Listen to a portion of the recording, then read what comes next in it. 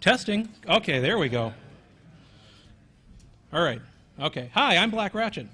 We're going to talk about Ghetto IDS and Honeypots for the home user, which, ghetto is just sort of a term I decided to really toss in there because it's not anything professional. We're not going to be deploying top layer on our homeland, but anyway. I like this. This is my favorite XKCD comic. It's printed out on my cube at work. And I just love to have this where they have all, like, a giant virtual LAN of Windows machines, and you can tell them how they get infected. And it's a lot of very Hollywood, but yeah, it's never going to happen. And technically, I can't tell you how to do it here. So let's go move on. What are we going to talk about? What exactly happens on the end of your internet connection? Open source tools that will set up your own honeypot and IDS and tie them together so you can actually tell what the heck's going on. And what you will likely see and what it means and how to respond. Who am I? Just another phone freak from Boston. I talked at Hope No. 6, DEF CON, and other conferences. I've been using these tools since about 2002 or so. First time I got exposed to them was a Capture the Flag contest, so they are battle tested. GCIA, so obviously these letters mean that I know more than all of you. Really nice guy who will talk your ear off these things if you donate alcoholic beverages to him. Why am I using PowerPoint? You saw that I was using PowerPoint last year, 2 years ago at the last Hope. I decided to be cool, use Linux, use OpenOffice, open source, it's wonderful. Plug it in right before my presentation. Wouldn't actually work with the projector. So I didn't want to expose you to that again, so I bit the bullet and decided to use Windows. Anyway, let's actually get to the meat of the subject. This is your internet connection. This is what everyone thinks it is. Information superhighway, got all these little flags down here showing all the different countries you can get to. And, you got your highway, and it's fast, it's wonderful, no one's on it, you're going to go scream through and get to all these faraway places. This is what your reality is. Do you realize how hard it is to go search on Google Images for riot pictures? There's none. There's like 3 of them, and they just keep on showing up. But I found this on Flickr. No Creative Commons, no attribution, so I used it. We want to actually trap these people trying to smash into our information superhighway internet blog. So they're actually going to use honeypots. Now, what exactly is a honeypot? Honeypot is a system that, while you're actually trying to convince the attacker it's this high value, full of chock, wonderful information, social security numbers, credit card numbers, all kinds of wonderful things. It's a horribly secure device, but in reality, it's something that you are watching like a hawk and monitoring every move that they try to make. The first time that I actually really ever ran into this, and I think it's the first time, at least I've seen it referenced a couple of times as the first real honeypot, was an evening with Burford with Bill Cheswick and about 3 other authors. He was the AT&T internet connection managed the internet connection back in 1991, and he got attacked. And he set up on his real system, he set up a fake system so this attacker could log in, and they traced him all the way back down to, I don't know, Norway, Netherlands, somewhere along there. Really fun story. It's publicly available on the internet, and also it's part of his practical firewalls. I believe that's what it's called. There are 2 main types of honeypots, high interaction and low interaction. High interaction is what you probably are all expecting a honeypot to be, a real actual system that you're plugging in and plugging out on the internet, be it physical or virtualized. And now the issue with a high interaction honeypot with a real computer plugged into your internet connection, obviously it's going to get hacked because, if it doesn't get hacked, please tell me who your ISP is. And it's with a real computer getting hacked, you're actually going to run into real threats and more problems, because when this person actually attempts to attack your computer and compromises it, he's actually going to probably do something bad with it that you don't want to happen on your internet connection. You want to be in charge of that. The other type of honeypot is a low interaction honeypot.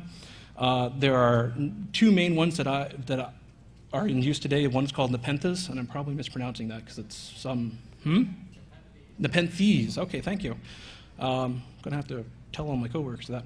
Or another thing called HoneyD. What it is it provides an attacker with what I call a movie set computer.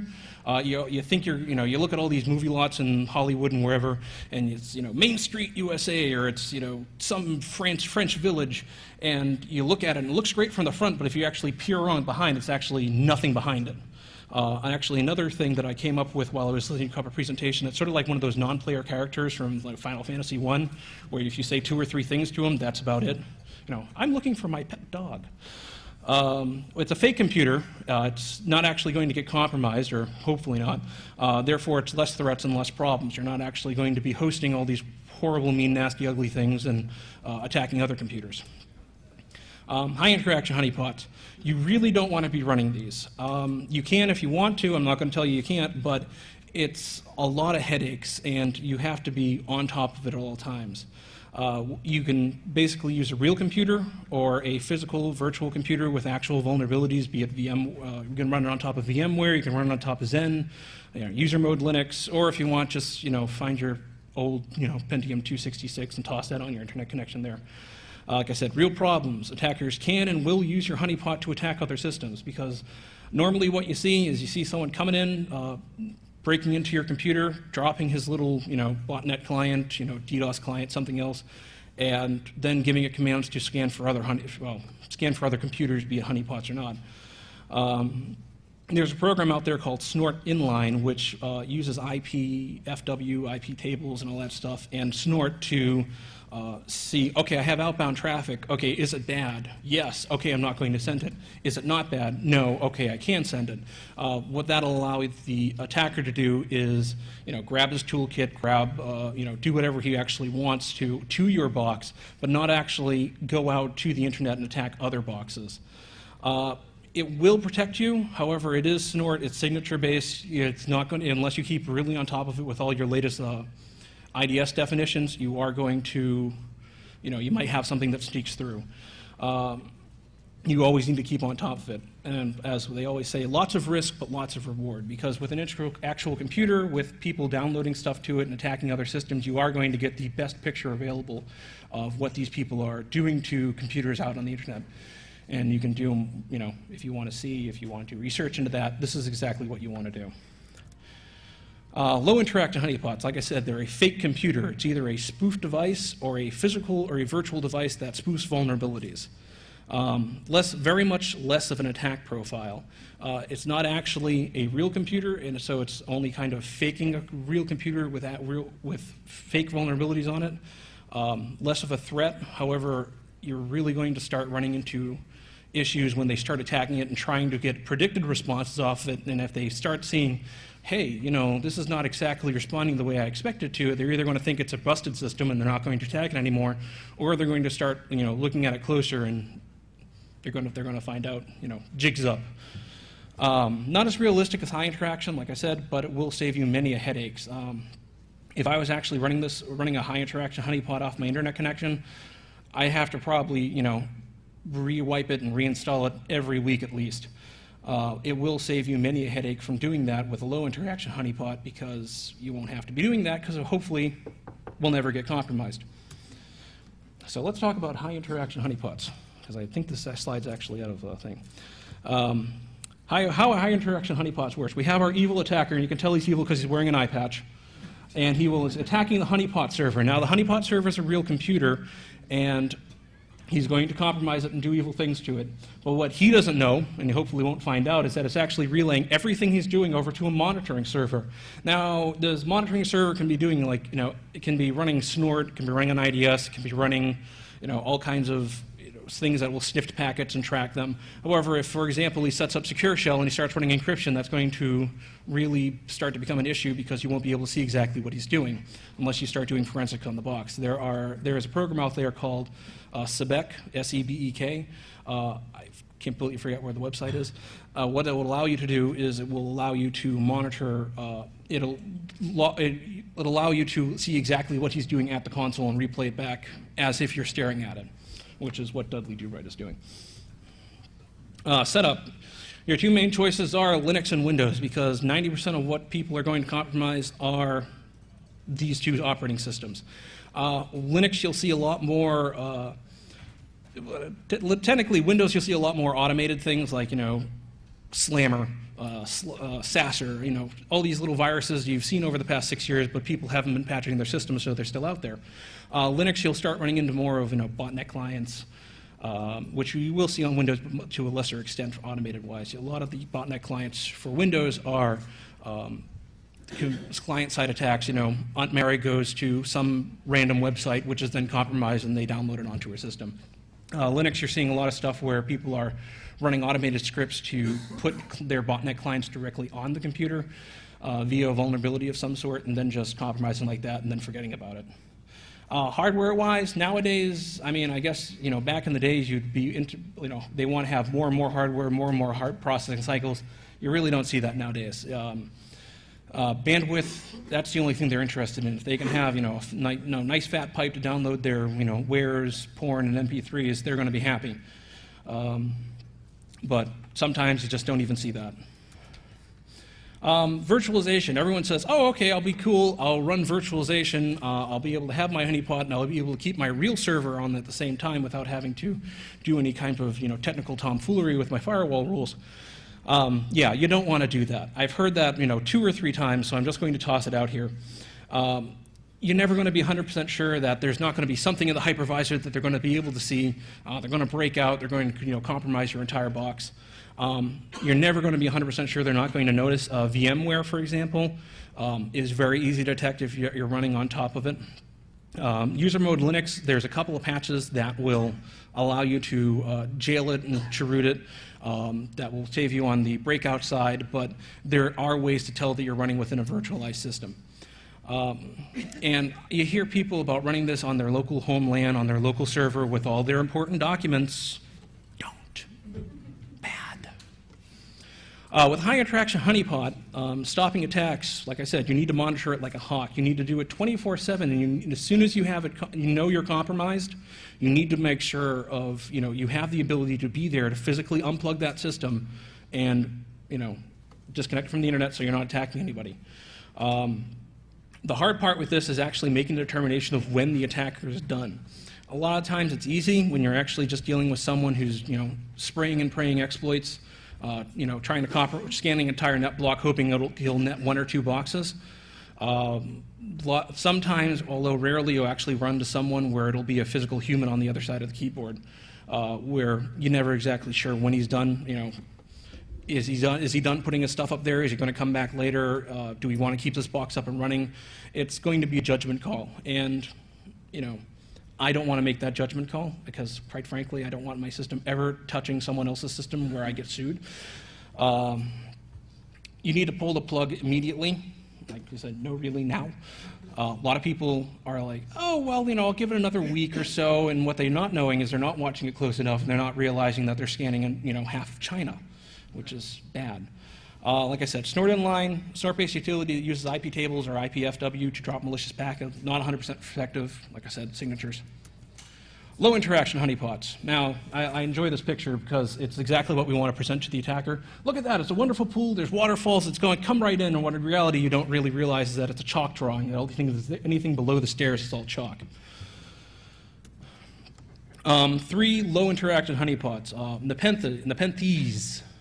Emulates fake vulnerabilities on a physical computer to collect exploits. It runs basically it binds to a bunch of ports where, Samba or Windows file sharings, or I think it also does Apache. We can get into more of that later. The second one is HoneyD. What HoneyD more or less does is it emulates fake computers on your network in which you can, send scanned responses. This is more or less exactly what the NPC analogy is. There's another utility out there called Honeytrap. What Honeytrap does is it waits for anything to connect to your computer, binds a port to that, and then just tries to capture whatever is sent to it. Nepenthes, you need a physical computer to set it up.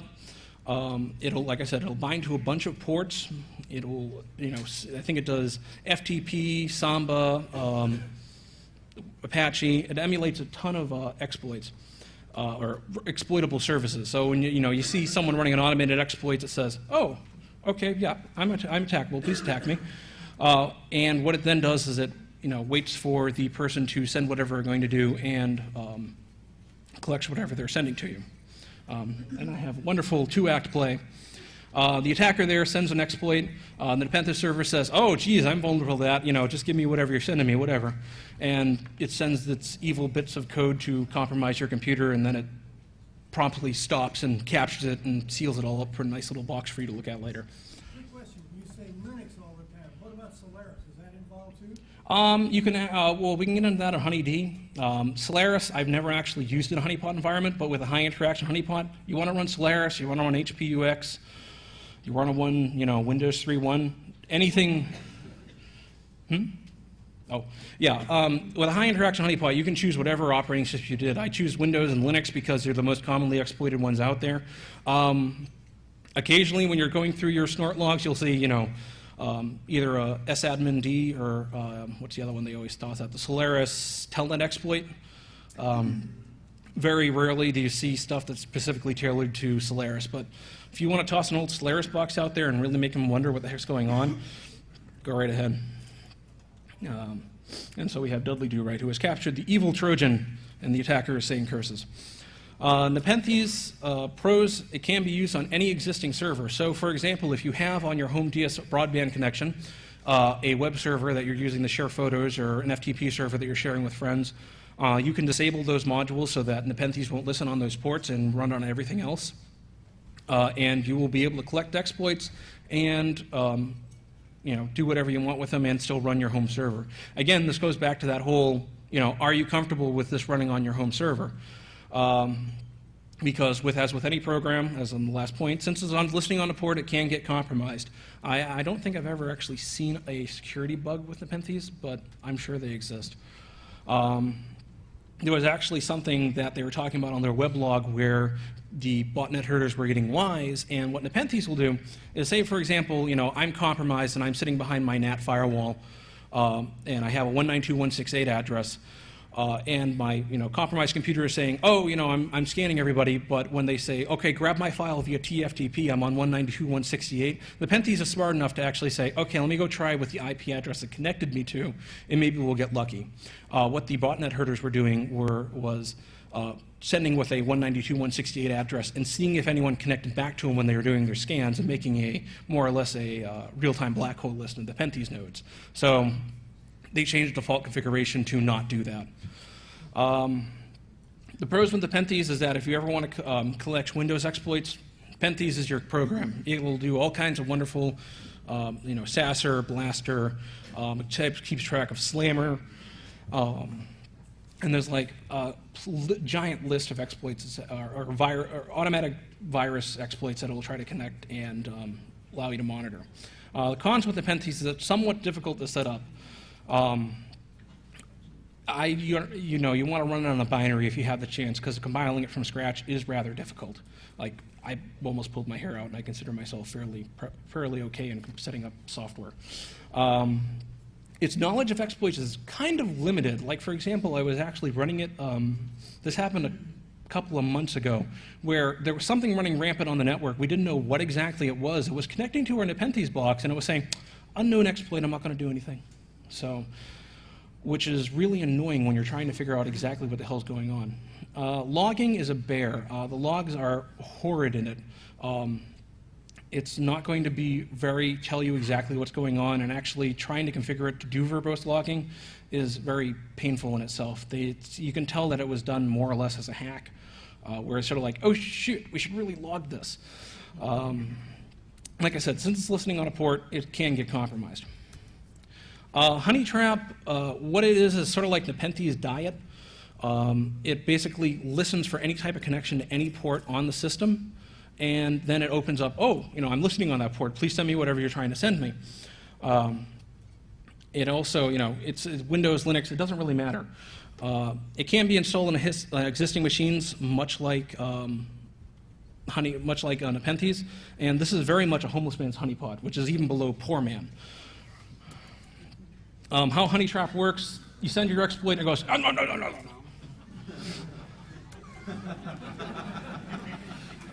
That's all it does. It just, whatever this, packet is, it just sits there and goes, yeah, keep on sending it. I'm cool. Honeytrap is that it's dead simple. It's very easy. It's very easy to set up. It's kind of, I wouldn't say very easy. It's easier to set up than Nepenthes. Very limited interactivity. I think there's a couple of things out there where people are actually trying to make it run scripts and actually say, oh, okay, this is, you connected me on port 21. I'm an FTP server. Please give me your username and password. But as for Nepenthes, it does a very good job. It does a very good job running on CIFS and Samba and Windows file sharings. Honeytrap doesn't do that. And technically, Honeyd doesn't do it either. Honeytrap does keep logs, which are slightly better than Nepenthes, but that's sort of like being the tallest midget. Honeyd. Hey, I'm just saying like it is. Honeyd. Honeyd was developed by Niels Provost, who now works for Google, so he's really smart. Emulates, it's a really nice program. It emulates hosts on a network that either run programs or scripts specified in the configuration file. If you have, a /24 sitting around on your network, which I'm sure you all do, you can tell it, Honeyd, listen for every type of connection to this Class C network that I'm going to give you, and you have to, do some ARP issues if you're on Ethernet. Listen for anything, and here's a bunch of addresses. You're running a web server on this port. You're running a Windows box on this port, running an IDS emulator, and you can have it configured down. When I first ran into this, I was on a capture the flag contest, and we had a Class C network that we could hack around on where everyone else was sitting. So there were 8 boxes, and I said, okay, well, how can I actually make this very annoying for everyone else? So I started up Honeyd, and I had it listen on every other possible IP address space. So 8 boxes suddenly blossomed into 253. I wasn't very popular that weekend. It's got a very good amount of IP trickery. Like, for example, Class Cs are just the beginning of it. I've heard people running, more or less entire, you can say, okay, here's your Class C, okay, but you're also connected to this Class C over there. But when you're responding on it, emulate yourself over a 64 kilobit link, and it'll do it. And you can say, okay, this link that you're entering, this Class C, when you respond to it, pretend you have a very latent connection, like, 100 millisecond ping, is nothing. You want to do it like, 1,000 milliseconds. And it does a very good job trying to convince people that, I'm an actual, in reality, you're a Linux box running on some type of IP, but, you'll respond back, oh, I'm Solaris. And, it'll completely fool Nmap, because what Honeyd does is take Nmap's, I don't know what exactly they call it, the file they use to determine whether or not what operating system you're on, fingerprinting system, thank you. And it uses that to spoof its responses back. So, whoops. Anyway, so we have Dudley Do-Right again. What this is the attacker then connects to something called Ghost. I don't know, that's not the official term, that's something I came up with. I don't exactly know what they call the spoofed computers. Maybe they just call them spoofed computers for all I know. The attacker comes in and connects to one of the ghosts, at which point Honeyd then spoofs a reply back with the IP that the attacker connected to, saying, it says SYN. Okay, I'm this IP, SYNAC. What do you want? Now, the interesting part of this is that with the Honeypot server, or the Honeyd server, you can actually have these ghosts inside of a demilitarized zone, and the Honeyd server can be sitting on your, non-connected to the internet, but listening to that demilitarized zone, so people can't actually attack it. So, while, for example, and actually I think this is covered in cons, they can attack those Honeypot ghosts, and if they ever crash the Honeyd daemon, all those ghosts will just suddenly disappear. You probably will not get compromised. You probably is not a very good odds in network security, but it's safer than running a Nepenthes, which is actually running a server on a box without a physical hardware.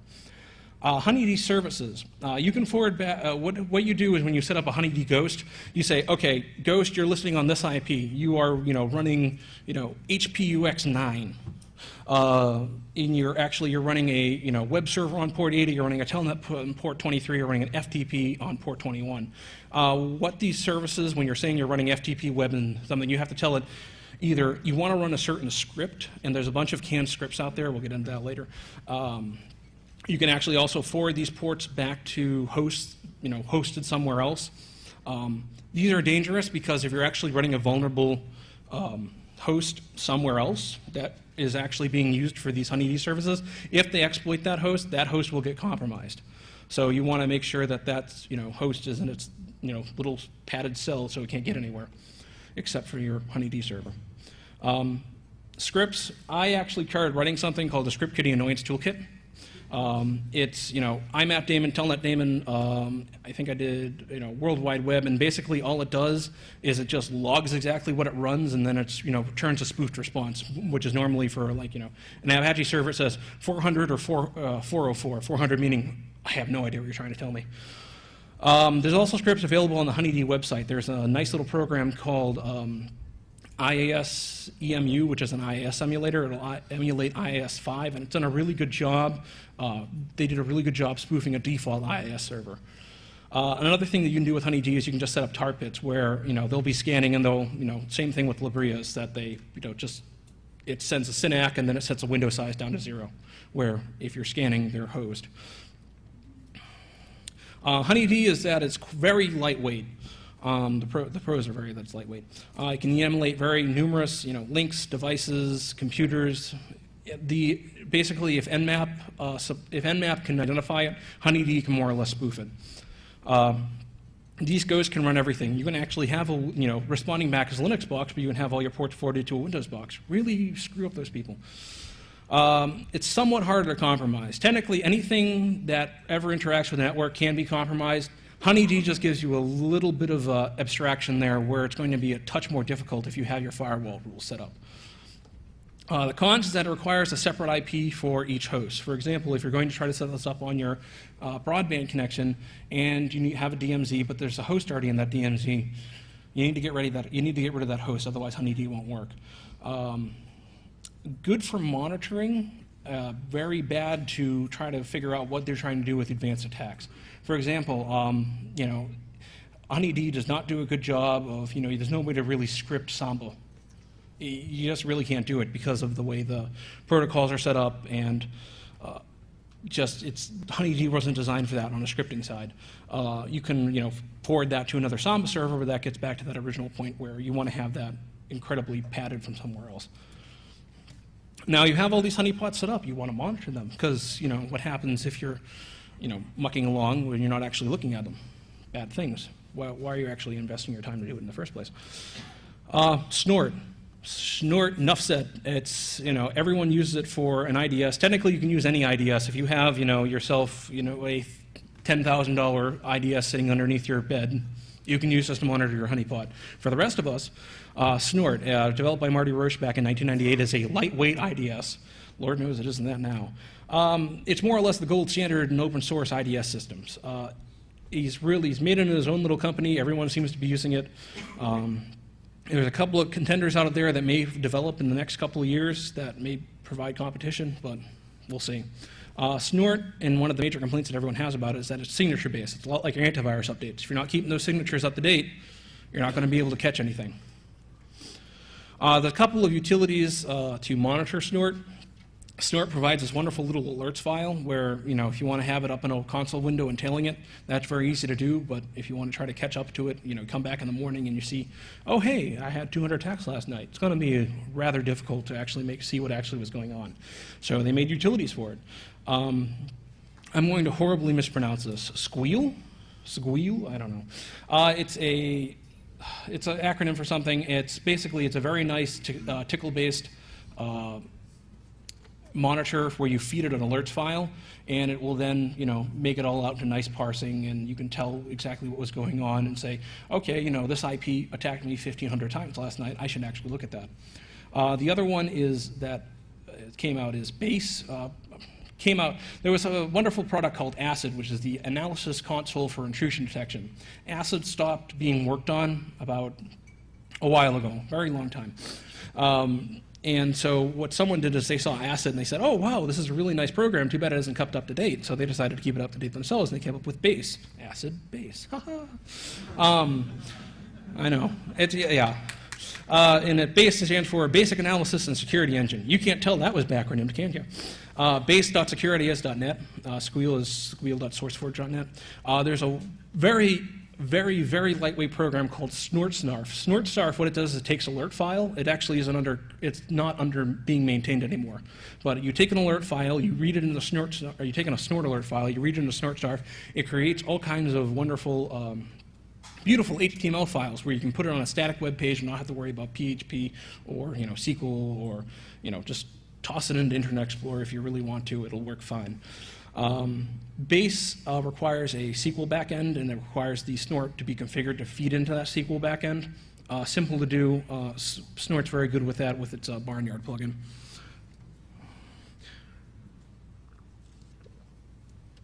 Pardon me. TCP dump. The Swiss Army chainsaw of packet sniffing. I'm sure most people have either heard of it or have seen it before. If you haven't, wow, that cave must be very musty. TCP dump, you can use it to monitor everything. Basically, you can say TCP dump, just capture every packet you see ever and write it to a file. If you run TCP dump, there's something called a snaplen. TCP dump by default will only capture X amount of bytes, and if you're monitoring, say, an Ethernet segment, your packets can be up to 1,500 bytes. So it's only going to capture that first X amount of bytes for what the snaplen is configured for. So if you're using it to monitor your intrusion detection, you want to get a best picture of what's going on, you want to have it to set as your maximum transmittable unit. I learned that the hard way, as you can tell. It's very handy to piece together new attacks or see stuff that Snort missed. Snort, like I said, is signature-based. It's not going to capture everything. So what you want to do is if you want to have TCP dump to capture everything that Snort is missing, and if Snort, for example, has some type of, if Snort doesn't have a zero-day exploit for its signature yet that just came out not even 3 hours ago, TCP dump will allow you to see what the heck's going on, and if someone at Snort is asleep at the wheel, you can actually configure your own Snort rule for that. A lot of the times with Internet Storm Center, if people actually go visit it, if they see a new exploit come out, they ask for people to capture TCP dump, and you can say, "Ha, I can do that. I can mail that to you." What it is there's a PCAP format. PCAP is a pretty standard way of that TCP dump writes its files, and you can import that into Snort, Wireshark, Network grep, ngrep. It's a very standard. Almost any type of packet dumping or packet sniffing utility will support it. Warning, if you are using TCP dump, and I'm sure that no one here is doing anything illegal off their internet connection, you are monitoring your network. If you are going to monitor your network, and this also comes out for Snort, you may record traffic that you may not want recorded. Going to PersianKitty.com or something.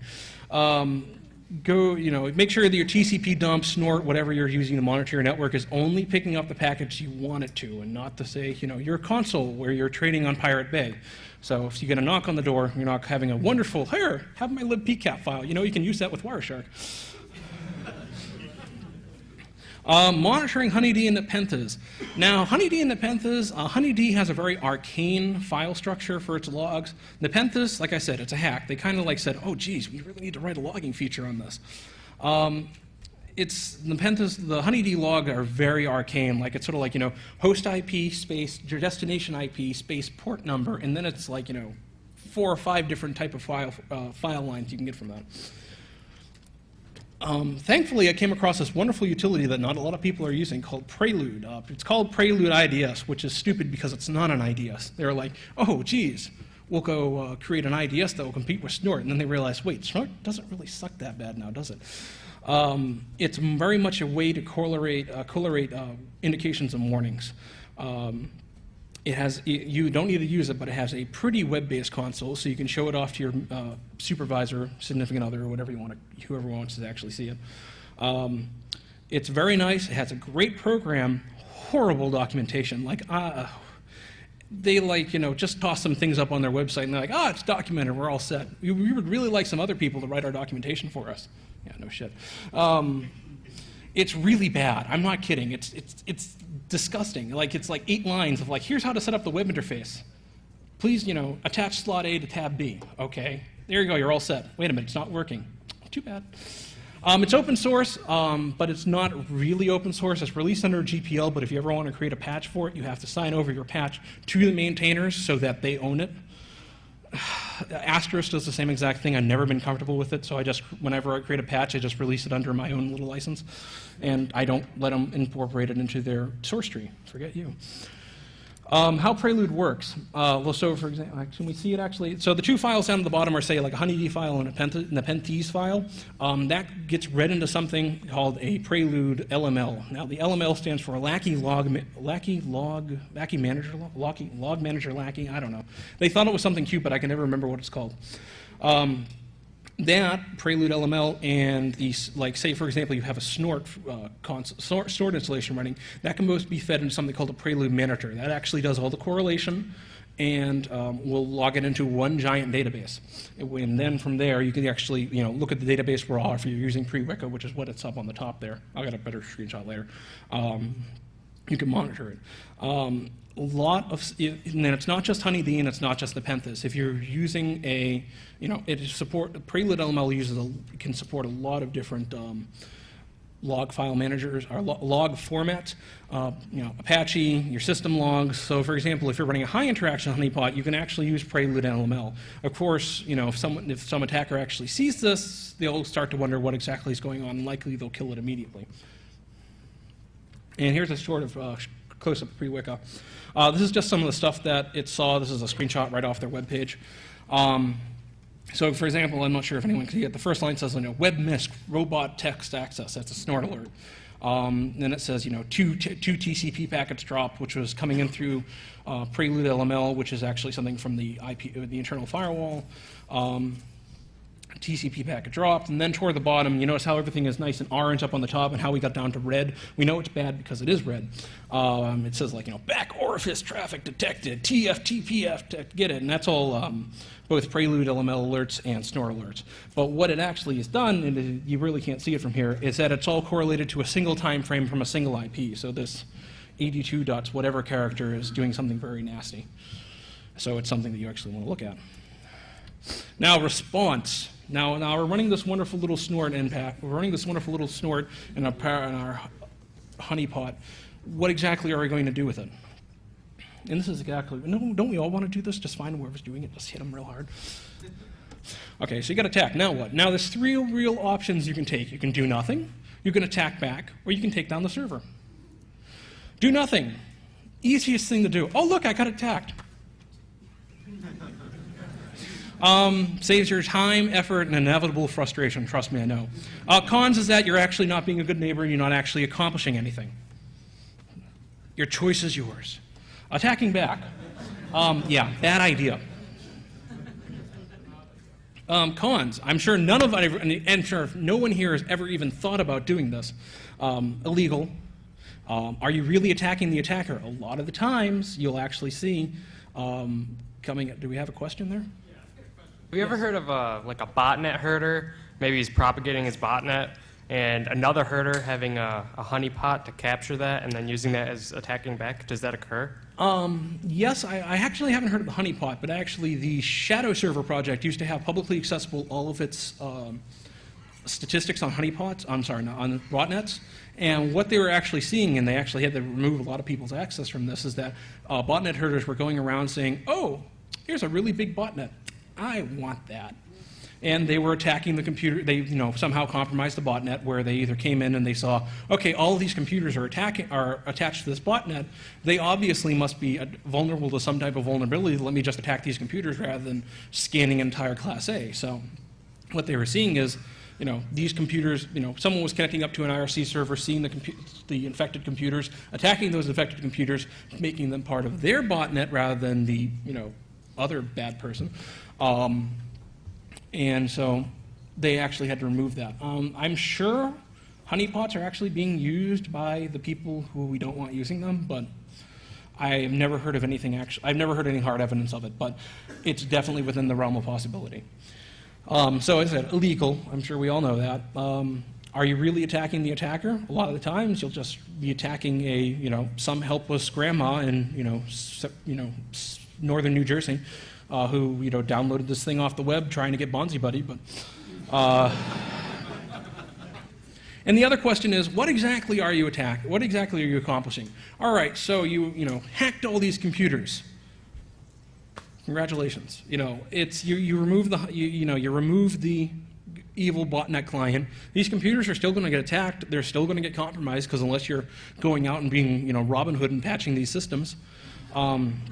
which is a nice little legal loophole, I guess. Oh, I was just trying to help people. Nah, it ain't going to fly. You're going to get, yesterday at 10 a.m., they had a wonderful issue about researching botnets and legal issues. Wow, I was kind of afraid of some of the stuff that I was doing. I thought it was, solid, tight, I wasn't actually attacking anybody. I was just, I will show you an example of some of the things you can do afterwards. But some of the stuff where I just try to take down servers where I say, these servers are compromised, please remove them. Now I'm not sure if that's 100% legal or not. There are no pros. You are part of the problem. Takedowns. Now, takedown has a bad name because we all know about the Mythic movie. This is not, you're not going to be punching, whoever that was, Shimamura. Pros with takedowns is that they're legal, effective, and they actually remove the immediate problem. What it is we'll show you later, is, okay, I got attacked. All right, let me go contact that ISP, talk to Bob, who's, the first tier help desk support, and try to get that removed. Normally doesn't even know what the hell you're talking about. This is very much a whack-a-mole, because despite you trying to remove this computer, there are going to be 2 or 3 definitely set up. And like I said, inevitable frustration. This is exactly what I'm talking about. It's a lot of effort, and you can keep on some of these ISPs for like weeks at a time and not have this attacking computer removed. They'll be like, oh, geez, we contacted the person, but he didn't actually leave us a valid email address, and his phone number's changed, and just take it off, unplug the damn thing. So we're actually going to go through a web takedown, and this is exactly what I love to do, just take down the hard way. So this happened actually last week. I got 3 of my honeypots got probed.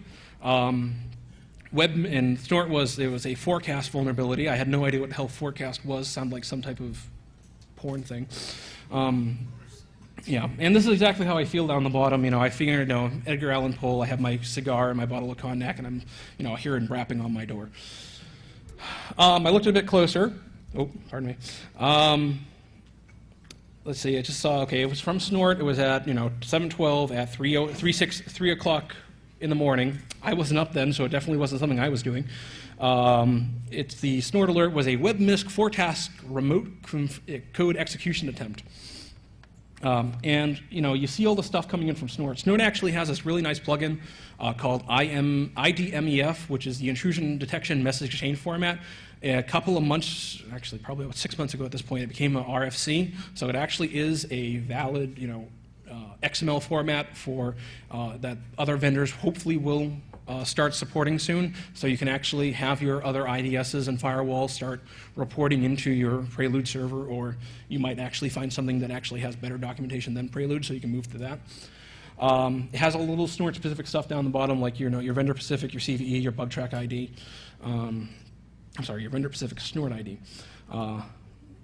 So going further down the line, this is further down the page, same page. Here's all the stuff from Snort, and we saw, okay, it's a Git attempt. It's, you look down way at the bottom, calendar tools, send reminders, and it's... all my presentation will be up on my website later. So it was trying to do a remote file include attempt. If you look at the bug track ID and the CVE, you'll actually see what exactly the bug is. Remote file inclusion, I sanitize it off the website because this is exactly the point I was trying to make. If you say, okay, this person attacked me, this is an IP. The IP that I didn't print out, that's the actual person probably attacking me because it's Russian Federation. However, this IP that they gave us that I did blur out is that it's a completely innocent third party, which we will find out later. So another word of warning. I just added this the other day after hearing all about my legal things. I didn't do any of this. My friend Bob did. He just said, I gave him the IP. I said, if you really want to look at this, go right ahead. This is an interesting thing. It's like, I always knew it was kind of a hazy gray area, and now I know even more it's a hazy gray area with that presentation yesterday. Whether or not, what exactly you're doing, there's a question of whether or not it's actually illegal or not.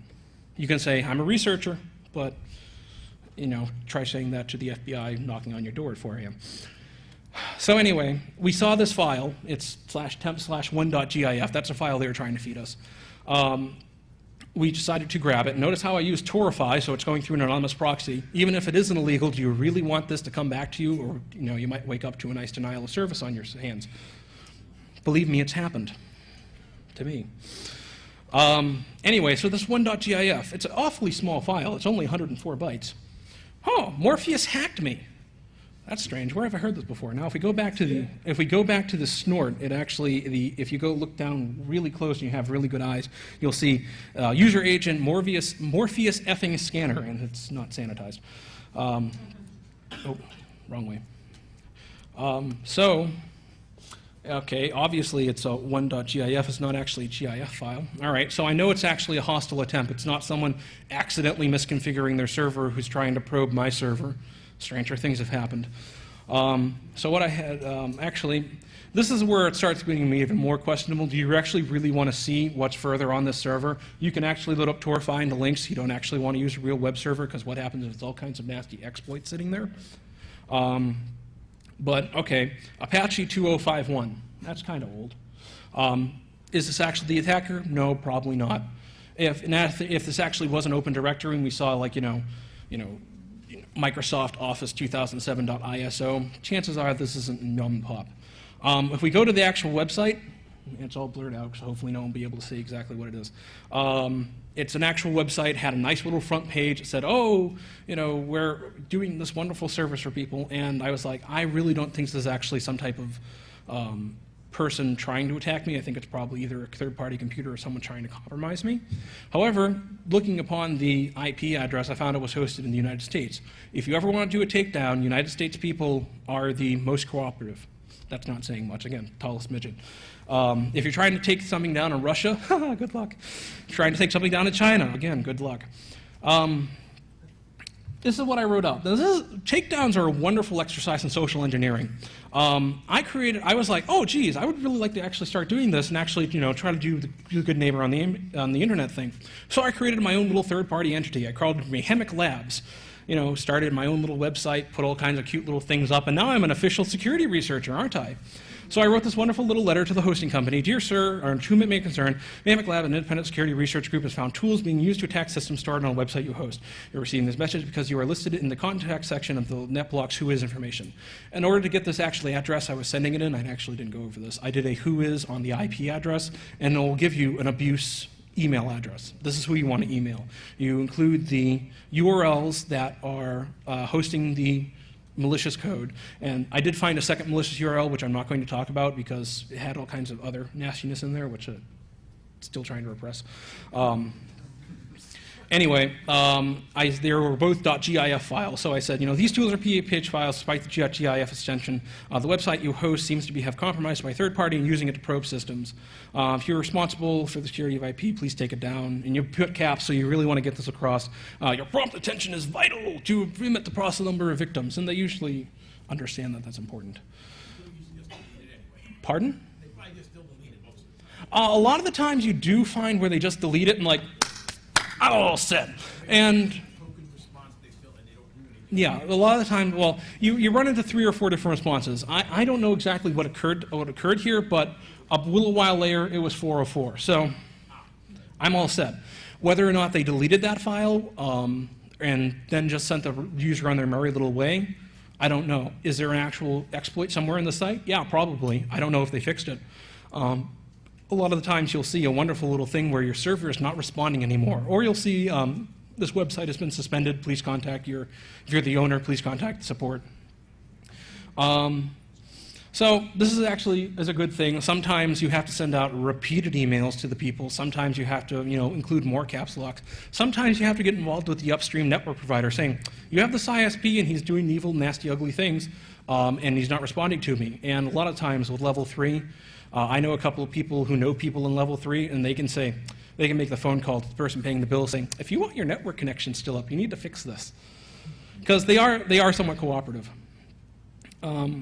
So now that we have all this stuff, where do we go from here? These are ideas that I have absolutely no time to implement, so have fun. I would really like to have a little embedded box that I can put on my parents' DSL connection, reporting into a central server, have their own little mini honeypot set up, because Lord knows Mom isn't using her DMZ for anything.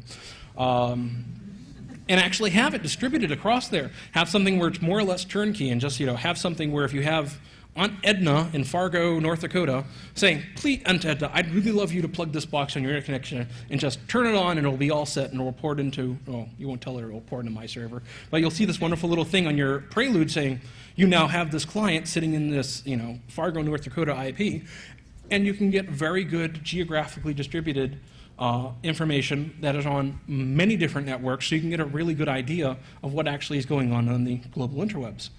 Another thing is that a nice little way of, if you're running a honeypot, set up a Prelude server someplace and have people feeding their IDMEF packets into your Prelude server, so you can get a good idea there too.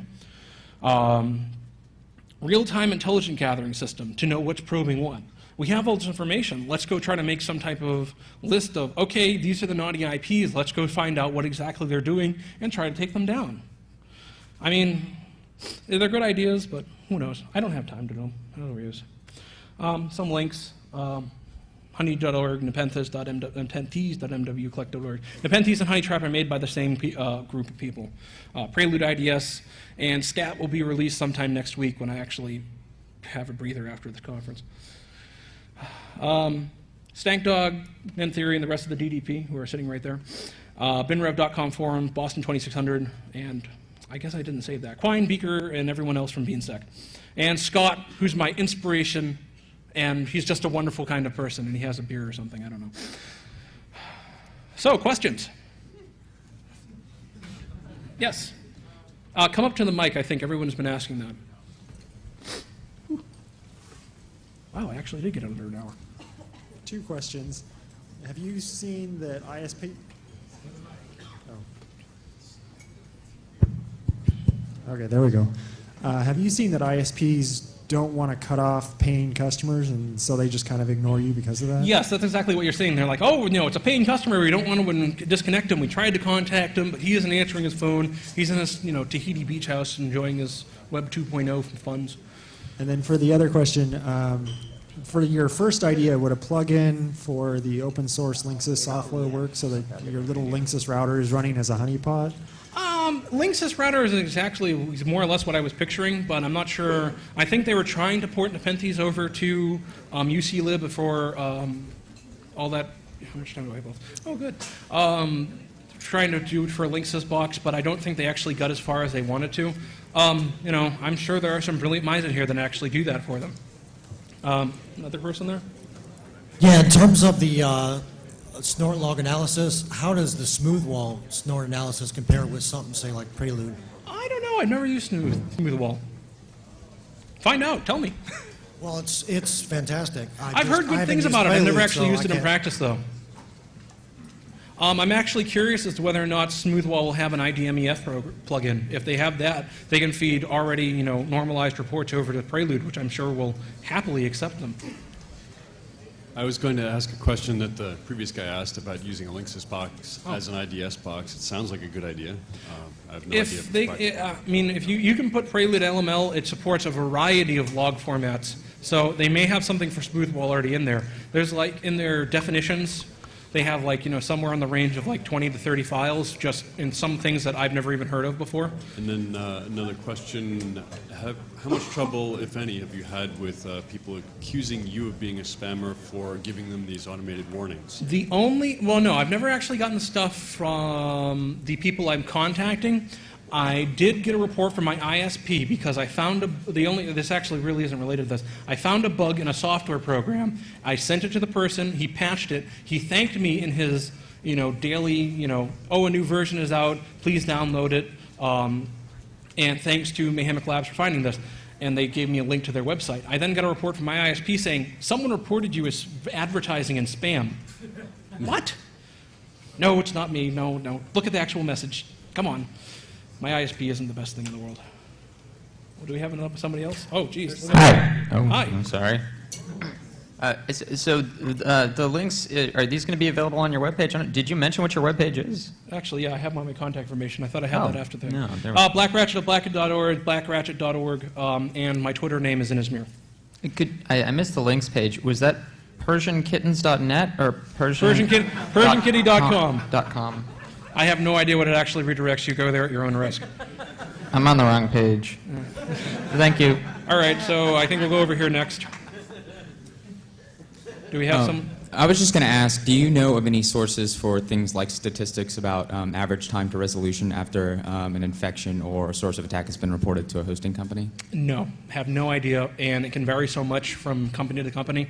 Who knows? I actually had to talk with my honeypot. I got repeated SQL Slammer attempts. That is the #1 thing you'll be seeing on your store if you're running on honeypot, SQL Slammer requests. Like, I literally get about 20 to 30 per day.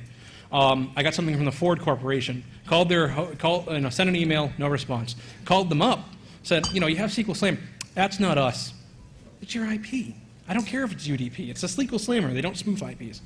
But they eventually got rid of it. And actually, when I started actually looking at the IP, it was a VPN account. I guess they don't consider that their problem. Over there? Yes. Earlier you showed that letter, and you said it made a big impact. I think that will make that even more of an impact.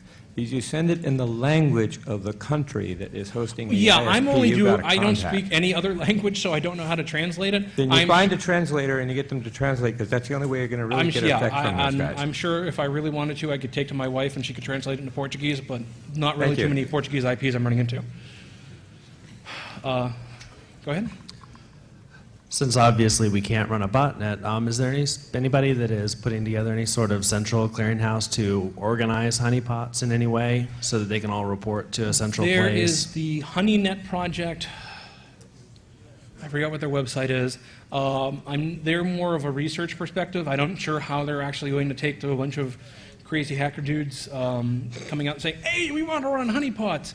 A lot of times you'll see high interaction honeypots from them. They actually have this wonderful little bootable CD called Honeywall, which will has that SBEC in there, which will transfer stuff to your console and will run a vulnerable computer. I completely forgot to put that link in anyway. But I'm not sure if there's anything like that for end user connections. So basically, we're just working on individual responses. Working on individual responses. I don't know I can't say how long do I have. Was that 0 or? I gotta stop. Okay. If anyone has any questions, I'll be out in the hallway. Alcohol accepted. Thank you.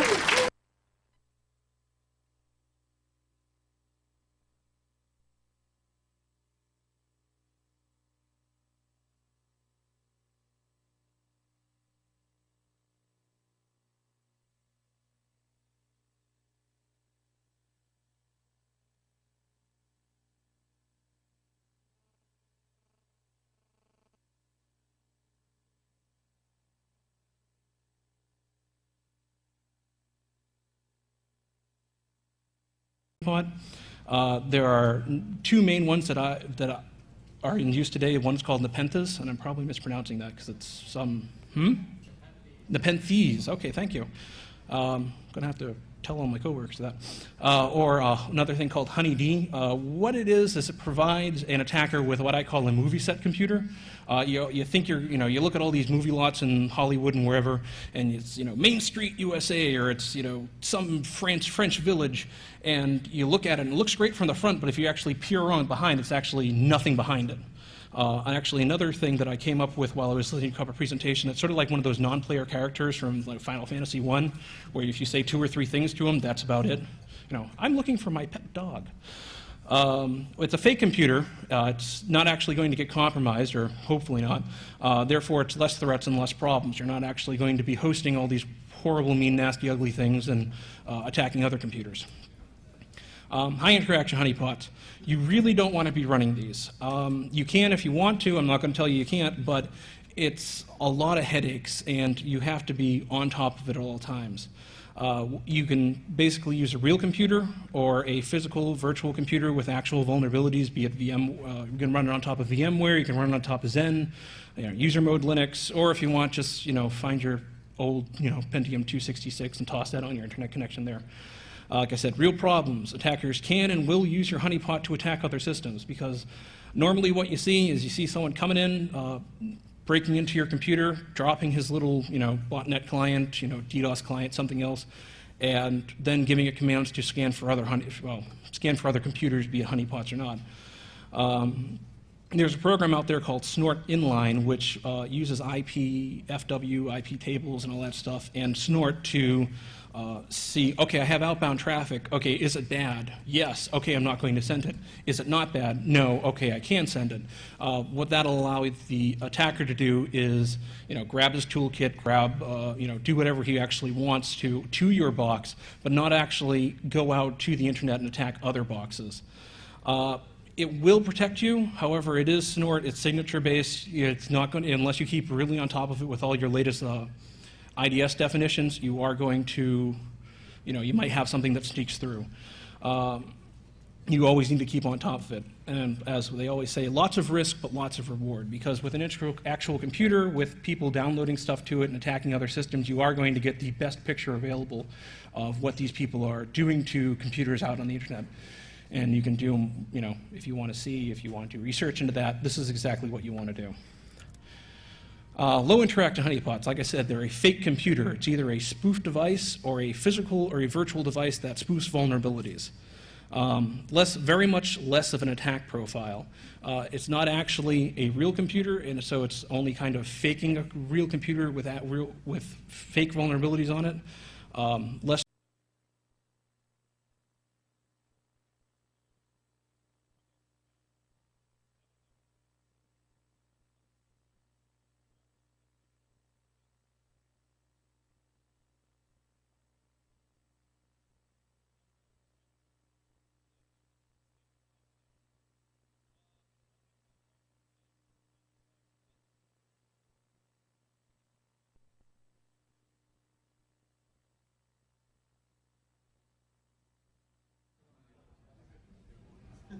testing. Okay, there we go. All right. Okay. Hi, I'm Black Ratchet. We're going to talk about Ghetto IDS and Honeypots for the home user, which, Ghetto is just sort of a term I decided to really toss in there because it's not anything professional. We're not going to be deploying top layer on our homeland, but anyway. I like this. This is my favorite XKCD comic. It's printed out on my cube at work. And I just love to have this where they have all a giant virtual LAN of Windows machines, and you can tell them how they get infected. And it's a lot of very Hollywood, but yeah, it's never going to happen. And technically, I can't tell you how to do it here. So let's go move on. What are we going to talk about? What exactly happens on the end of your internet connection? Open source tools that will set up your own honeypot and IDS and tie them together so you can actually tell what the heck's going on. And what you will likely see and what it means and how to respond. Who am I? Just another phone freak from Boston. I talked at Hope number 6, DEF CON, another. It's a horribly secured device, but in reality, it's something that you are watching like a hawk and monitoring every move that they try to make.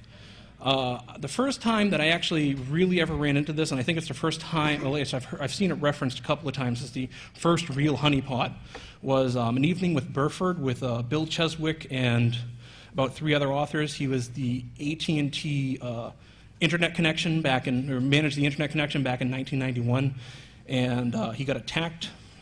And he set up on his real system, he set up a fake system so this attacker could log in, and they traced him all the way back down to, I don't know, Norway, Netherlands, somewhere along there. Really fun story. It's publicly available on the internet, and also it's part of his practical firewalls. I believe that's what it's called. There are 2 main types of honeypots, high interaction and low interaction. High interaction is what you probably are all expecting a honeypot to be, a real actual system that you're plugging in and plugging out on the internet, be it physical or virtualized. And now the issue with a high interaction honeypot with a real computer plugged into your internet connection, obviously it's going to get hacked because, if it doesn't get hacked, please tell me who your ISP is. And it's with a real computer getting hacked, you're actually going to run into real threats and more problems, because when this person actually attempts to attack your computer and compromises it, he's actually going to probably do something bad with it that you don't want to happen on your internet connection. You want to be in charge of that. The other type of honeypot is a low interaction honeypot conferences. I've been using these tools since about 2002 or so. First time I got exposed to them was a capture the flag contest, so they are battle tested. GCIA, so obviously these letters mean that I know more than all of you. Really nice guy who will talk your ear off these things if you donate alcoholic beverages to him. Why am I using PowerPoint? You saw that I was using PowerPoint last year, 2 years ago at the last Hope. I decided to be cool, use Linux, use OpenOffice, open source, it's wonderful. Plug it in right before my presentation. Wouldn't actually work with the projector. So I didn't want to expose you to that again, so I bit the bullet and decided to use Windows. Anyway, let's actually get to the meat of the subject. This is your internet connection. This is what everyone thinks it is. Information superhighway, you know, got all these little flags down here showing all the different countries you can get to. And, you know, you got your highway and it's fast, it's wonderful, you know, no one's on it, you're going to go scream through and get to all these faraway places. This is what your reality is. Do you realize how hard it is to go search or on Google Images for riot pictures? There's none. There's like 3 of them, and they just keep on showing up. But I found this on Flickr. No, Creative Commons, no attribution, so I used it. We want to actually trap these people trying to smash into our information superhighway internet blog. So they're actually going to use honeypots. Now, what exactly is a honeypot? Honeypot is a system that, while you're actually trying to convince the attacker it's this high value, you know, full of chock, wonderful information, social security numbers, credit card numbers, all kinds of wonderful things,